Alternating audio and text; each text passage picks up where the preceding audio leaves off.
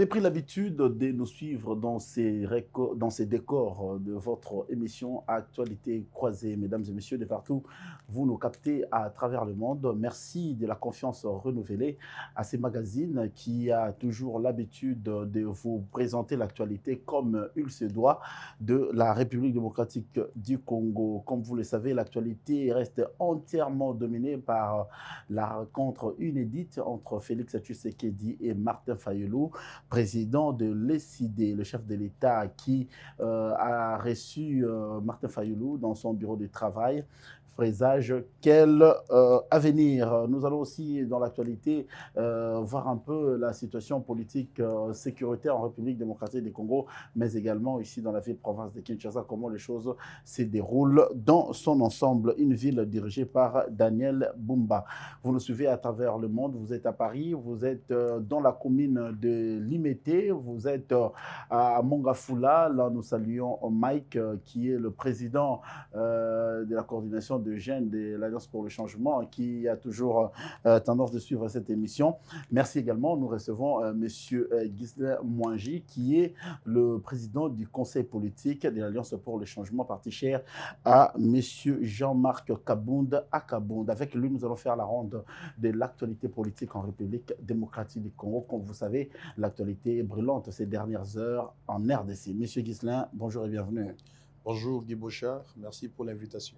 Il n'y a pas de cravate aujourd'hui, il y a quoi? Bon, nous sommes détendus, hein? Le pays traverse des moments difficiles. Je crois qu'à par moment, on se démarque un peu de cette attitude très classique. Mais en même temps, nous restons des hommes au front politique pour rechercher des solutions idoines à nos problèmes. On s'est dit on laisse la cravate parce qu'on s'attendait à une audience qui tarde à venir. Pas forcément. Je crois que c'est un style qui m'a trouvé aujourd'hui et qui n'a rien à voir avec un quelconque programme. Monsieur Ghislain Mwangi, vous êtes acteur politique congolais. Merci de votre félicitations pour cette ascension. Vous êtes actuellement, vous nous parlez non seulement de l'Alliance pour le changement, que vous militez jour et nuit. Monsieur Jean-Marc Kabound était en prison. Vous avez vu comment est-ce que vous avez mouillé les maillots et vous continuez à mouiller les maillots.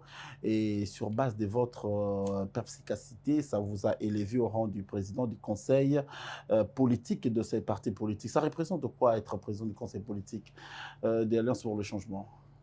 Bon, déjà, l'Alliance pour le changement est une nouvelle offre politique en termes de structuration. Nous avons décidé de conformer notre parti à l'exigence légale et aussi à la pratique des partis modernes à travers le monde. Nous avons au niveau de la direction politique du parti des organes qui sont notamment l'organe suprême qui est le Congrès, mais lui qui est qui vient à échéance ou de manière extraordinaire. Il y a le deuxième organe qui est donc le président national du parti. Et dans cet organe, il y a deux fonctions, la fonction du président national et du vice-président national. Très bien. Ensuite vient l'organe collège des fondateurs, chez nous, qui est un organe consultatif honorifique qui regorge le membre fondateur, signateur de nos statuts, nos actes constitutifs. Ensuite, nous avons l'organe, le Conseil politique national, qui chez nous revêt un caractère d'un organe délibérant. Il a ces prérogatives-là de contrôler le parti, de légiférer sur les textes qui devraient permettre de régenter la vie au sein du parti et surtout de donner des avis politiques, stratégiques à des moments stratégiques. Ensuite, nous avons le dernier organe qui est donc le comité exécutif national, qui est comme le gouvernement du parti. Et à la tête de cet organe, nous avons le secrétaire général et le secrétaire national qui dirigent les départements au sein de notre parti. C'est quel modèle? C'est le modèle Bon, ça est d'abord un modèle légal dans tous les partis politiques aujourd'hui. Cet agencement, on n'a jamais connu ça en RDC. Non, en fait... par rapport à la loi en cours, on l'a là en vigueur, normalement un parti politique devrait avoir une direction politique qui, en son sein, doit avoir une instance de décision, un organe délibérant et aussi un organe de gestion courante. Cependant que dans d'autres partis, tout est mélangé, on a une sorte de concentration de prérogatives au sein peut-être de la présidence du parti ou carrément du secrétaire général du parti. Mais chez nous, nous avons vraiment observé scrupuleusement cette exigence légale, mais aussi cette pratique de partis politiques modernes qui prônent la démocratie. Vous comprendrez que ça équivaut aussi à ce que doit être les institutions au sein d'un État, la séparation de pouvoir, la complémentarité dans les prérogatives, et surtout cette harmonie qui doit permettre à ce qu'une société soit dirigée par plusieurs structures, organes, qui permet à ce que la vie soit la plus harmonieuse possible. Est-ce que vous n'empiétez pas aux prérogatives du président national comme Bon, écoutez, déjà, en tant que Conseil politique national, nous sommes un organe délibérant, en quelque sorte un parlement du parti. Donc, le président national, c'est donc notre autorité hiérarchique. Sommet des sommets. C'est lui qui prend les décisions, mais cependant, pour que ces décisions soient les plus raffinées, les plus fidèles à nos textes, le Conseil politique se trouve là aussi pour apporter sa contribution par rapport à ses prérogatives statutaires. Et les conseils politiques nationaux, en tant que parlement du parti, nous avons une mission donc permanente, celle de s'assurer que tous les organes du parti, y compris le président national, tout comme les autres, soient dans les lignes statutaires, réglementaires du parti. Mais en même temps, nous sommes aussi une centrale de préparation à la vie démocratique, notamment à la vie parlementaire, de par notre fonctionnement en tant que Conseil politique national. C'est à peu près le même modèle avec les assemblées plénières, l'Assemblée nationale, tout comme le Sénat. On a quand même, par une méthodologie adaptative, organisé la vie de notre organe pour que nous soyons à même de poser des actes délibérants de la manière la plus classique possible. On ne peut pas chevaucher le pouvoir du président, qui est notre chef. On ne peut même pas aussi parvenir à des dysfonctionnements, mais nous sommes dans la rigueur, disons, la garantie même du changement que nous cherchons à impulser à travers la gestion de notre parti et aussi préparer pour la gestion de la République. Alors aujourd'hui, si vous préparez pour la gestion de la République, ça ne sera pas la même architecture que le parti l'Alliance pour le changement. Effectivement. S'il en sera ainsi, alors il sera question de chambarder parce que l'architecture de l'Alliance pour le changement ne corrobore pas avec l'architecture institutionnelle de notre pays. Ça, je ne sais pas si vous conviendrez avec moi. Nous ne sommes pas vraiment en train de vouloir ici dire que ça sera effectivement comme avec les partis, mais nous voulons nous-mêmes être sûrs, nous assurer que le modèle de gouvernance que nous préparons, parce que nous sommes une offre politique, non pas parce qu'on a fait une déclaration de rupture ou parce qu'on a fait des discours à chaque parade politique, mais parce que de manière substantielle, nous avons une structuration, une organisation et un fonctionnement à l'interne qui démontrent que nous avons un modèle de gouvernance. Donc, ce modèle-là, il est déjà aussi adapté à celui de l'État, mais cependant, nous sommes en train de nous préparer, déguiser nos capacités à exercer les fonctions de l'État. Mais une fois en train de gérer l'État, on s'adapte au modèle de l'État. Et je crois que des citoyens congolais qui passent dans une formation politique qui les prépare à cette dimension ne pourront jamais avoir de difficultés à assumer les fonctions de l'État, que ce soit pour un député, tout comme pour être un membre de l'exécutif ou être un gouvernant ou un patron d'entreprise. Nous sommes vraiment une école politique de gestion. Ben, vous êtes une école de politique de gestion, mais là, vous ne gérez pas la République. Là, c'est la gestion, c'est tout à fait adaptatif. La gestion des ambitions. Je vous ai dit, c'est adaptatif et nous sommes le prototype. Nous sommes les prototypes d'un État. Et donc, l'État sera l'État et avec l'État, nous allons de manière plus pratique avec les expertises et les expériences que nous avons, nous allons devoir engager aussi une gestion saine de l'État. Alors aujourd'hui, il y a un mandat de combien d'années? Le mandat chez nous, c'est 5 ans. C'est 5 ans renouvelables. Donc, nous sommes partis pour un mandat de 5 ans, à moins qu'il y ait d'autres changements au cours du mandat qui feront peut-être que les fonctions changent, le rôle tourne. Ça n'empêche en rien que nous continuions à œuvrer pour notre parti, tout comme à nous préparer pour gérer notre pays. Nous sommes en RDC, Kinshasa, capitale de la République démocratique du Congo. Et il y a quelques heures passées, le président de la République, Félix-Antoine Tshisekedi, venait de rencontrer son rival, s'il faut le dire ainsi, Martin Fayulu. Ils se sont vus pour des questions, des raisons d'État. Alors, c'est quoi l'appréhension de l'Alliance pour le changement, voire des personnalités qui, dans un passé récent, ne s'entendaient pas? Il y a eu trop d'intercelles entre les deux personnes. Subitement, l'autre désirait rencontrer l'autre. Et Tshisekedi s'est montré trop ouvert de rencontrer Martin Fayulu. Sur le plan démocratique, sur le plan évolution politique, sur le plan maturité politique, ça représente quoi? Bon, déjà, il n'y a pas besoin d'évoquer maturité politique. Il faut reconnaître que les temps apportent beaucoup de vicissitudes à la vie des hommes, à la vie politique. On peut avoir été opposant hier et que pour des raisons de circonstances politiques ou pour des raisons de changement de temps et de paradigmes, qu'on devrait être des alliés. Pour nous, à l'Alliance pour le changement, c'est déjà ce qu'on enseigne à l'école politique. On ne fait pas de la politique de la haine. Fayulu s'est fait allier de La Tshisekedi. politique, Le fait de le voir. je n'ai pas dit, je ne parle pas d'alliance, mais je vous évoque ici les vicissitudes qui peuvent intervenir. Qu'est-ce qui intervient dans la vie politique? D'abord, l'ouverture pour un politicien avéré, pour un politicien initié, la vie politique n'est jamais une vie d'inimitié, une vie de rancune. C'est une vue d'opposition d'idées, des confrontations de regards. Que dans un certain temps, le président Fayulu, le président Tshisekedi ont eu chacun d'abord une candidature à assumer à la présidentielle 2018. Ils se sont assumés. Une contestation engagée parce qu'on estimait que le résultat devrait être autre, ou un mandat assumé pour le premier mandat pour le président Tshisekedi. Chacun a fait sa politique.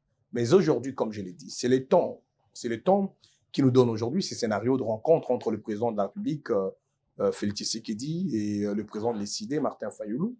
Pour nous qui sommes le parti Alliance pour le changement, pour nous dont le leader a mené un combat de la rupture et qu'après ce combat, après les injustices, il a fait une rentrée politique sur une note d'appel aux apaisements, d'appel à la désescalade politique et militaire. Donc il est satisfait. Le président Jean-Marc Kabound a prôné plus d'ouverture et des dialogues, contrairement à ceux qui pensaient que les options des escalades ou des actions militaires devraient être celles engagées.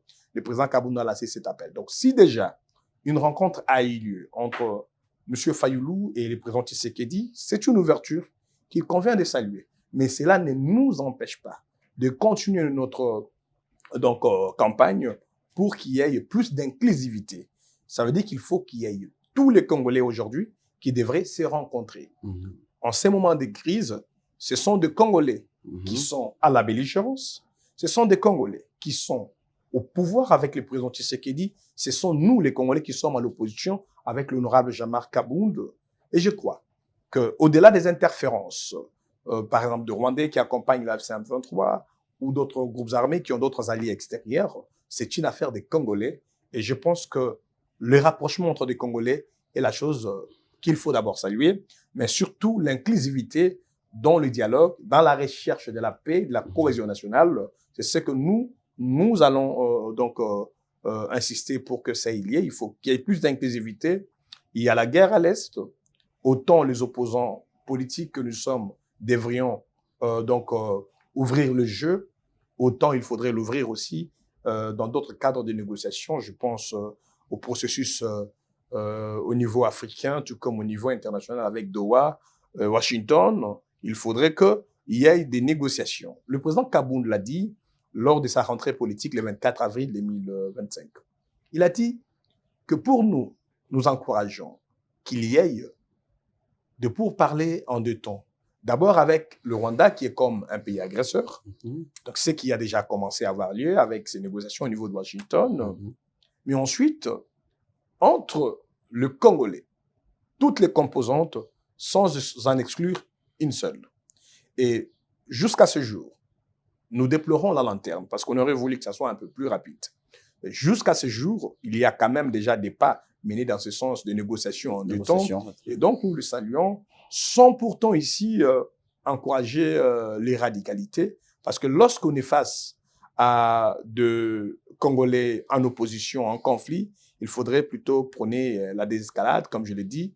Il faudrait que nous puissions oublier par moments, au nom de la patrie, certaines de nos radicalités pour que nous puissions ensuite penser la nation, pour que nous puissions engager des voies de salut pour notre peuple, pour qu'il y ait la paix, pour qu'il y ait la sécurité, et surtout pour que nous évitions d'avoir ces forces rwandaises sur notre territoire, ce qui aujourd'hui est une situation pérenne avec les Rwanda RDF qui, en connivence avec la FCM23, contrôlent jusqu'à présent une grande partie de notre zone Est. Alors, c'est pour dire que l'Alliance pour le changement est partant à une forme de dialogue qui peut être annoncé, organisé ou soit convoqué par le chef de l'État. Le président Kabound l'avait dit. Je voudrais vous inviter à remémorer ces discours-là.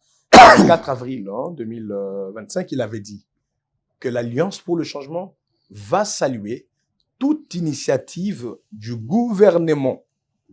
Ça veut dire toute initiative du chef de l'État et de son gouvernement dans le sens de rechercher la paix, l'unité et la cohésion nationale. Okay. Je pense qu'il convient de se dire que nous sommes un parti politique qui a d'abord comme valeur le patriotisme et qui sait faire les distinguos entre les opinions opposées, entre des politiques divergentes et la nécessité de privilégier la paix, la cohésion nationale et surtout de construire un pays qui est en pleine déliquescence. Alors aujourd'hui, la population était en train de penser que Kabound en prison, une fois sorti, il serait tenté de dire des vérités franches comme ça au président de la République ou soit demander une rencontre avec le chef de l'État. Apparemment, c'est Fayulu qui l'a défoncé. C'est comme si on prenait comme si comment dirais-je, Kabound serait l'homme de la situation. C'est qu'il faudrait. Mais aujourd'hui, c'est comme si Fayulu vient d'effacer le chapitre Kabound. Nous ne sommes pas dans cette compétition-là avec le président Fayulu. C'est une analyse. Hein. Pour qui nous avons beaucoup de respect. C'est une analyse. Vous comprendrez que depuis que le président Kabound était en prison, il a reçu le président Fayulu en visite plusieurs fois et depuis qu'il est sorti, il a eu plusieurs rencontres avec le président Fayulu. Loin de nous. Mais pourquoi Kabound n'a pas fait demander une rencontre avec le chef de l'État? Parce que il y a nécessité de créer la paix. Vous avez une fausse appréhension de l'échiquier politique. Bien que nous prenons les ouvertures et que nous prenons la désescalade, qu'elle soit politique ou militaire, pour privilégier aujourd'hui le dialogue avec tous, la cohésion nationale, pour le bien-être de tous les Congolais, nous ne pensons pas que les options devraient être les mêmes.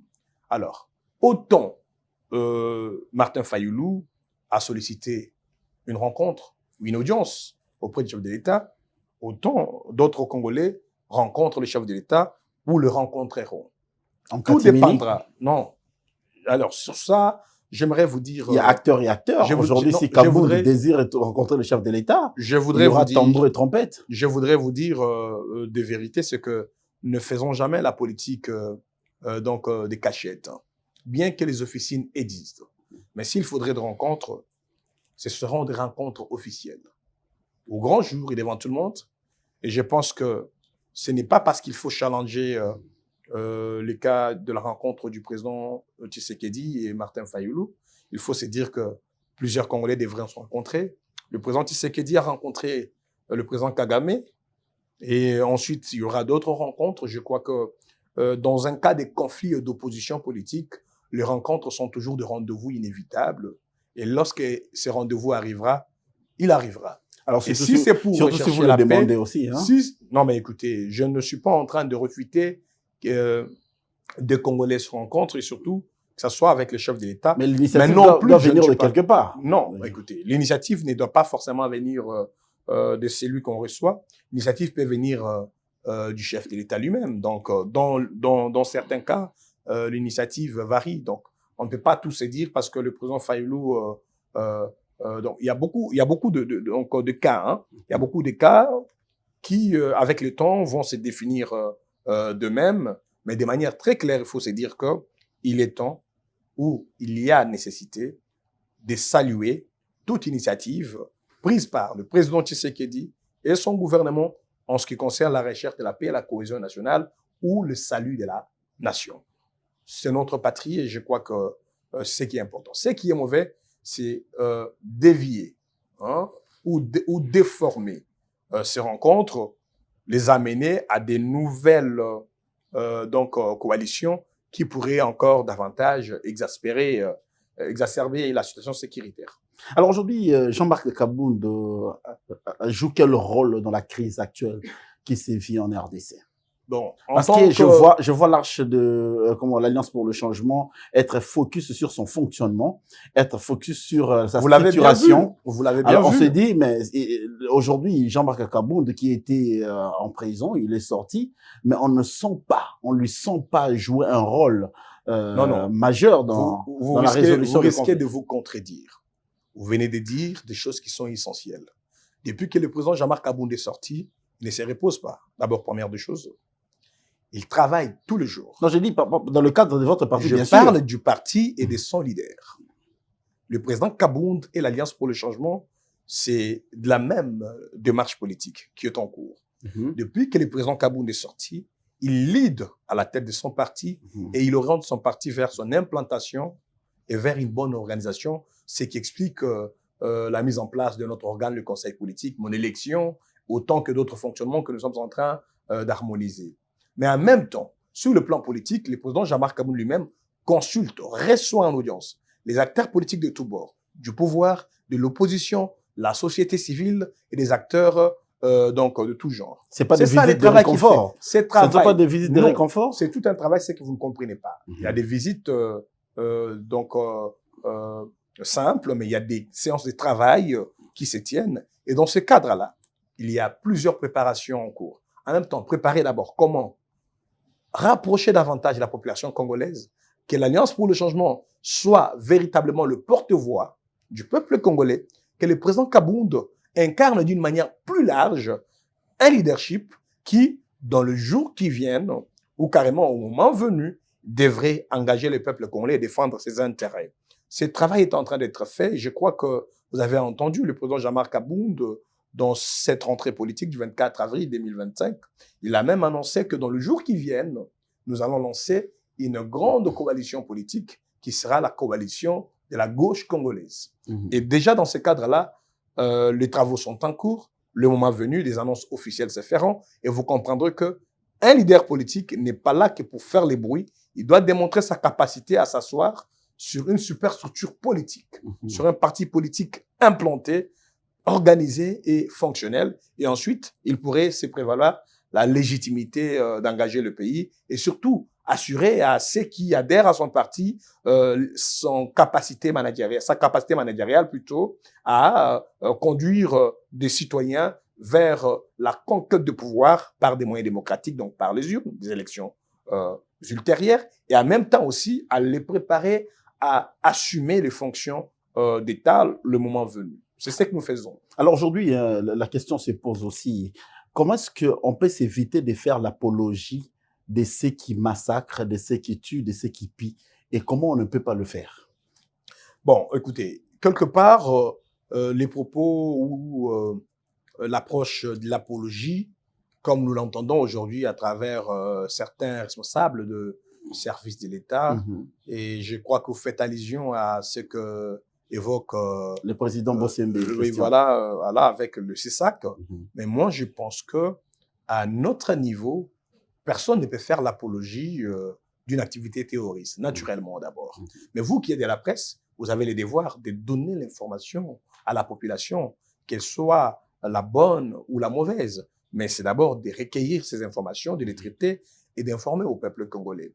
Et en même temps, nous qui sommes les acteurs, nous avons le droit et en même temps le devoir de parler de nous et de parler de ceux avec qui nous interagissons sur l'échiquier politique. Et je ne pense pas que ce soit légal qu'une autorité, qu'elle soit régulatrice ou que ce soit, puisse interdire des communications qui évoquent ces gens-là. Mais faire l'apologie, c'est autre chose. C'est comme avec les djihadistes, les terroristes, c'est faire des comptes, appeler les populations à adouber la démarche de belligérants, à les rejoindre, à adhérer, à aduler les leaders de la belligérance. Ce n'est pas le cas forcément avec les journalistes.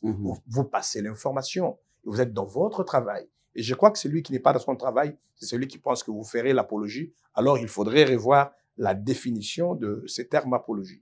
Alors, M. Gisèle Manji, nous allons, sans pourtant s'attarder sur cette question, balayer ça, on va faire demain, pour parler des choses qui sont aussi essentielles, qui intéressent la population congolaise. Aujourd'hui, l'Alliance pour le changement n'a pas été consultée par par le conseiller en matière de sécurité, le chef de l'État, qui avait annoncé dans un passé récent le consultation. Euh, vous faites quel genre de position? Parce qu'il fallait au moins vous présenter lors des consultations pour faire valoir vos idées. On vous a pas vu. Mais comment est-ce que l'Alliance pour le changement réfléchit en interne, en solo, et il veut proposer ses propositions au gouvernement pour que la chose marche? On ne comprend pas pourquoi vous n'avez pas été consulté. Comment est-ce que vous avez vu l'issue de ces consultations? Bah, écoutez, déjà jusqu'à aujourd'hui, d'aucuns se demanderaient quelle est l'issue de ces consultations. Et pour nous, à l'époque, hein, nous l'avons dit qu'on n'était pas disposé à aller vers ces consultations-là. Déjà, le président Jean-Marc, au début de ces consultations, était lui-même Il encore s'agissait de prisonnier. la disposition, d'être disposé ou de Non, l'intérêt? non. Déjà, écoutez, Il n'y avait pas intérêt. pour Hein? nous, d'abord, en tant que parti politique, il était irrespectueux que nous puissions accepter et nous engager à des consultations alors que nous étions maltraités. C'est pourquoi je vous ai dit, quand les consultations ont commencé, le président Jean-Marc Abound était prisonnier.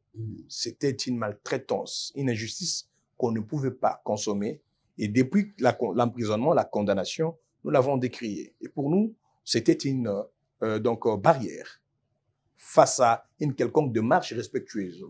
La deuxième des choses, il y avait cet arriéré ou carrément cette deuxième injustice qui était les refus de l'octroi de notre arrêté portant enregistrement du parti. Alors qu'on avait rempli toutes les formalités et payé le frais y afférent. Et donc, je crois que on ne pouvait pas se sentir à l'aise ou respecter en allant répondre à un appel à des consultations dans des conditions où le président était un prisonnier et où les partis étaient maltraités. Alors, les conditions ne sont plus les mêmes aujourd'hui. Le président Jean-Marc Abound est un homme libre. Les partis, depuis le 24 janvier, on l'a annoncé à son arrêté ministériel portant enregistrement. Nous sommes déjà dans nos droits et dans une posture où nous pensons que les possibilités peuvent se présenter, d'échanger, de se consulter, mais sans pour autant nous compromettre par rapport à notre cahier des charges politiques. Votre meeting lors de la rentrée politique du président Jean-Marc Abound, hein, et qu'il a animé dans votre siège, on a eu l'impression comme si c'est quelqu'un qui voulait se rapprocher du président Félix sans pour autant qu'on lui demande. Vous avez vu un regard singulier parce que c'est déjà à l'UDPS, c'est toute la presse qui disait, mais écoutez, le président Abound est radicaliste, il ne change pas, il vient de sortir des prisons, il est encore très opposé au régime Tshisekedi dans son discours. Est-ce qu'on a entendu les mêmes choses? On a entendu les mêmes choses? Non, mais c'est ce que je dis, au moins vous marquez mon esprit. Il a cajolé ces mots. Vous marquez mon esprit parce que votre regard est quand même singulier, ça je le dis. Vous marquez mon esprit, votre regard est singulier parce que les autres ont pensé que, ou les autres nous ont dit que nous sommes très radicaux. Même moi, en tant qu'acteur du parti Alliance pour le Changement, on me dit, mais vous, avec votre président Jean-Marc Abound, vous êtes des radicaux. Vous ne transigez pas sur les questions de l'État. Qu'est-ce que vous avez dit? Vous avez appelé le chef de l'État, vous l'avez conseillé, vous l'avez sollicité. Non, écoutez, dans ces discours, le président Abound, comme je l'ai dit, devrait incarner le rôle d'un opposant patriote, responsable, constant, et surtout celui qui devrait démontrer une rectitude par rapport à la rupture que nous avons naguère engagée, mais en même temps aussi qui devrait présenter ses voies de solution par rapport à la crise qui, aujourd'hui, a plongé notre pays dans la misère. Et donc, les propositions faites à l'égard du président Tshisekedi, les appels lancés aux acteurs politiques, les discours prononcés pour faire un état des lieux de la gouvernance du pays, je crois que tout a été dit en toute responsabilité et en toute sincérité. Le président Abound s'en assume, le parti Alliance pour le Changement assume ses discours et je pense que jusqu'aujourd'hui, nous maintenons notre rectitude. Aujourd'hui, vous maintenez votre position. L'actualité aussi en RDC ici, c'est autour de la corruption. Vous avez vu à la tête de l'UGF, on a changé de tête. Comment Jules Lalinguette, il n'est plus. Mais le soupçon, le rumeur de la corruption plane toujours. Il y a un guéguerre entre le ministre de la Justice, Constant Moutamba, et le procureur général, le président de la Cour de cassation, hein, s'il faudra le dire, hein, c'est Le monsieur procureur le général de la Cour de après le cassation. Cour des cassations. Merci Ouais. pour cette précision, monsieur Firmin Vondé. Il y a une sorte de guéguerre. L'Assemblée nationale a donné le quitus au procureur d'offrir une instruction contre monsieur Constant Moutamba, alors que on s'est dit, mais on est dans quelle république où le chef des institutions se tiraille entre eux. Vous êtes analyste politique, mais vous avez les sons juridiques aussi. Quand vous voyez ces chevauchements, ça vous inspire quoi? Bon, déjà, il n'y a pas d'inspiration dedans, il y a d'inquiétude qu'il faut présenter parce que il s'agit des hauts responsables du pouvoir de l'État. Il y a le ministre Moutamba qui engage le gouvernement dans le secteur de la justice. Il y a le pouvoir judiciaire dont le procureur général près la Cour de cassation est parmi les hautes autorités et membre même du Conseil supérieur de la magistrature. Et il y a Jules Alinghetti qui a dirigé une structure qui relève de la présidence de la République. À ce niveau-là, il faut noter les inquiétudes. D'abord, c'est le dévoiement de la fonction d'État. Certaines questions, peu importe le dessous des cartes, pouvaient être traitées au niveau institutionnel. Pour le cas d'Alinghetti, il fallait d'abord, de manière interne, son autorité hiérarchique puisse soit ouvrir une enquête administrative sur lui et que l'on puisse apporter la lumière sur certaines accusations avant que l'on puisse proliférer de supputations dans le média et les réseaux sociaux après qu'il soit relevé de ses fonctions. Pour le cas Moutamba, il s'agit d'un membre du gouvernement qui relève de l'autorité directe d'abord de la première ministre. S'il y avait des irrégularités dans son contrat et qu'il y a aussi eu des correspondances entre Moutamba et la première ministre, il y a un cadre juridique qui organise ce genre de questions, qui les traite pour le gouvernement. Ça pouvait être géré au niveau du gouvernement, qu'on puisse recadrer les choses, soit une enquête, soit une demande d'explication de la première ministre, pour que la démarche menée par les ministres soit clarifiée. Même au niveau du Conseil des ministres, cette question pouvait être débattue et que le chef de l'État devrait, de manière claire, orienter son gouvernement à éviter des dérapages ou des malversations financières, encore que ce sont des reproches qu'on a beaucoup reprochés au régime Tshisekedi. Et alors, du côté de la justice, nous constatons qu'il y a eu beaucoup plus l'envie de faire des tapages médiatiques. Et dans l'opinion publique, on retient que le procureur général a fait l'objet récemment d'une enquête initiée par Constant Moutamba sur l'acquisition d'un immeuble. D'un immeuble en Belgique. En Belgique. De 900 000 $. Donc, il y a eu aussi beaucoup d'escalades verbales lors des états généraux de la justice entre ces acteurs-là. Et donc, nous sommes dans un système de gouvernance qui dissonne, qui ne démontre pas de la totipotence, mais plutôt où il y a des gens qui veulent se régler les comptes, et c'est là, dans la place publique, en dévoyant la fonction politique. Et là même, la haute fonction au niveau de la magistrature. Je pense qu'il relève aujourd'hui de la responsabilité du chef de l'État de rappeler tous ses protagonistes à l'ordre. Et que de demander beaucoup plus de sérieux et de rigueur s'il faut diligenter une action. Constant Moutamba, en tant que politique et en même temps en tant que ministre de la Justice, aujourd'hui s'assume. Il se présente à contrario à ce qu'il avait dit dans son petit meeting devant le palais de justice, qu'il avait dit qu'il n'irait jamais devant le magistrat. Mais à contrario, il y va quand même avec ses militants, ses sympathisants. Et aujourd'hui, ça lui fait une sorte de publicité, de victimisation qui pourrait peut-être desservir le régime ou en même temps aussi desservir Parce que c'est une bonne attitude. C'est une bonne attitude. Je pense qu'il y a eu beaucoup d'irresponsabilités, commençant par le cadre qui devrait les encadrer, les conseils des ministres, et aussi les cadres de concertation interinstitutionnelle qui devraient d'abord traiter ce genre de conflits et éviter à ce qu'on puisse livrer la République à des spectacles. Vous savez, le pays traverse des moments de crise difficiles. Nous avons, comme je l'ai toujours dit, non seulement la crise sécuritaire, non seulement la crise économique, non seulement la grogne sociale, nous avons la crise des moralités. Et ce genre de spectacle aujourd'hui exacerbe aussi la crise des moralités et installe la méfiance accrue de la population à l'égard des dirigeants. Et je crois que c'est contre-bénéfique et qu'il faudrait qu'à un certain temps, les hautes autorités puissent s'assumer et dépasser les émotions, les individualités et les guéguerres, comme vous les avez qualifiées, pour que la République soit quand même révalorisée. La fonction de l'État, la fonction politique est sacrée. Il faut qu'il y ait beaucoup de sens élevé pour l'exercer, mais il faut aussi qu'il y ait l'art, à savoir comment poser les actes et à savoir comment éviter aussi de livrer des scandales, des spectacles désopulents à toute une république. Est-ce qu'aujourd'hui, on est tenté de comprendre comme si les pays étaient déjà engagés sur la voie de la balkanisation, parce que on sent comme si on est séparé de nos frères de l'Est du pays. Quelle action le gouvernement peut engager après tout ce qu'on a comme bruit ces derniers jours, ces occupations illégales? Qu'est-ce que le gouvernement peut faire pour nous ramener nos territoires occupés? Pour notre part, nous appelons d'abord le gouvernement... Est-ce que rien qu'avec le dialogue, ça va résoudre la solution? Nous voulons appeler le gouvernement à une prise de conscience élevée.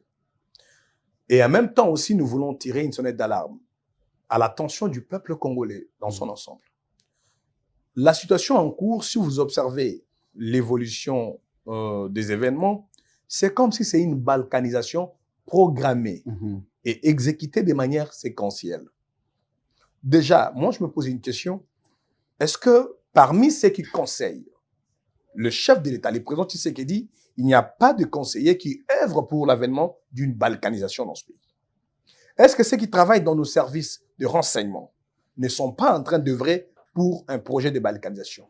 Et en même temps, aujourd'hui, nous avons le camp des belligérants, ce qui est déjà tout à fait clair, avec la prise d'armes, avec cette collusion avec les forces étrangères, notamment le Rwanda RDF.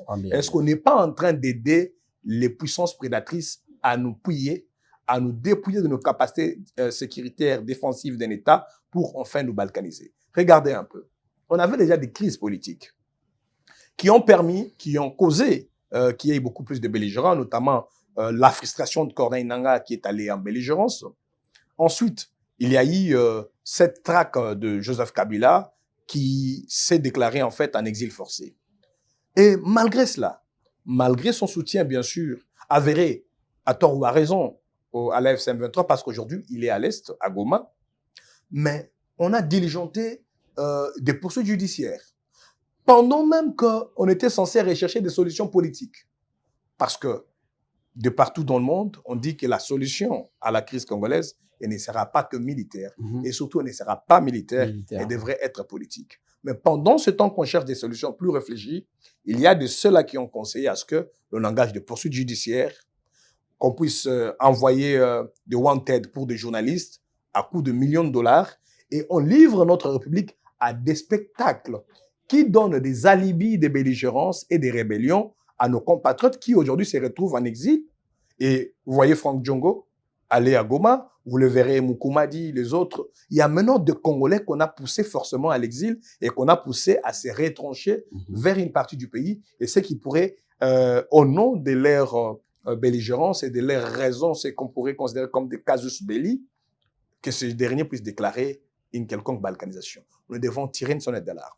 Au-delà de ce que nous saluons comme ouverture au niveau de Kinshasa, il faudrait une large ouverture. C'est pourquoi l'Alliance pour le changement insiste sur l'inclusivité de tous les processus de dialogue pour permettre à ce que nous puissions penser nos blessures, réparer nos erreurs et nos travers, ramener le Congolais à une culture nationaliste, démocrate et surtout nous engager pour une étape qui va nous permettre tous de retourner dans une dynamique patriotique et non nous entrer, nous renforcer dans nos radicalités et dans notre belligérance. Aujourd'hui, par exemple, personnellement, lorsque nous avons entendu le président Fayoulou, bien que la rencontre a été saluée, parce que c'est une ouverture, mais il a bien dit qu'il faudrait engager un camp de la patrie. Alors, si nous partons dans une logique d'un camp qui devrait aller vers un autre camp, ou un affront vers un autre camp, ça sera un camp Kinshasa contre un camp Goma, ce qui va d'abord procrastiner la paix, reporter les négociations et aggraver la situation parce qu'il faudrait une confrontation entre le camp prétendument de la patrie et l'axe du mal, comme le désigne le ministre Mouyaya. Mais si nous voulons comprendre la demande de l'Alliance pour le changement, une inclusivité, à travers peut-être la facilitation du nouveau facilitateur désigné Foria Simbe, le président Kaboun l'a dit, à travers d'autres intervenants comme le Segou Obasanjo, à travers l'EC5 avec les concours des religieux, moyennant le processus de Doha, de Luanda, Nairobi, on peut aujourd'hui d'abord privilégier le salut de la nation. Que nous puissions éviter de consacrer cette balkanisation. Et donc, nous l'insistons, nous le disons, même si nous aurons des occasions d'en parler dans le média, même si nous aurons de grandes rencontres avec n'importe quel acteur ou n'importe quel décideur, nous insisterons pour l'Alliance pour le changement, l'inclusivité dans tous les processus de dialogue pour que nous puissions sauver la nation et surtout refonder notre pays qui est en phase de déliquescence. Important à retenir l'inclusivité afin que le Congolais se parle entre eux. Nous voulons sortir de cette situation qui a longtemps duré en République démocratique du Congo et que le Congolais circule aisément sans inquiétude. Merci, Président Ghislain Manji, de nous avoir prêté ta voix dans le cadre de cet échange républicain et démocratique. Nous vous fixons rendez-vous pour un prochain numéro. Vous viendrez pour parler de l'actualité sur ces plateaux d'actualité croisée. Merci à vous également. C'est moi qui vous remercie. Merci à vous également de nous avoir suivis à travers le monde. Merci à toute l'équipe qui a assuré la coordination technique de ces magazines Actualité Croisée. Retrouvez-nous à toute heure, chaque heure, dans votre chaîne JT et Mag et dans les chaînes partenaires. D'ici là, portez-vous bien. Au revoir.